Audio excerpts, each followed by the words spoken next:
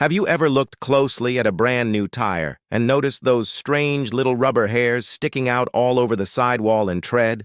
They look like stubble on a man's face. Most people assume they serve a specific function, perhaps to reduce road noise, indicate tire wear, or even provide that first bit of extra grip on the asphalt. But the truth is, once the tire is on your car, they are completely useless. These little whiskers have a technical name. They are called vent spews.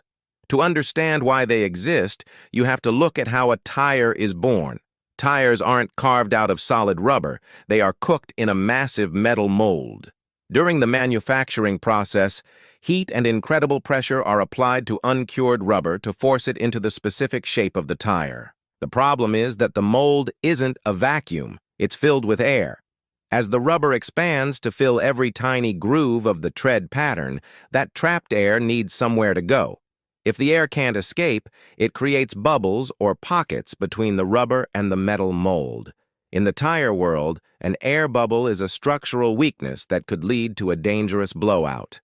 To prevent this, engineers drill thousands of microscopic holes into the metal mold. These are escape valves for the air. As the high-pressure rubber fills the mold, it pushes the air out through these tiny vents. Because the pressure is so intense, a little bit of the rubber squeezes into the hole right behind the air. When the rubber cools and hardens, those tiny strands of rubber solidify inside the air vents.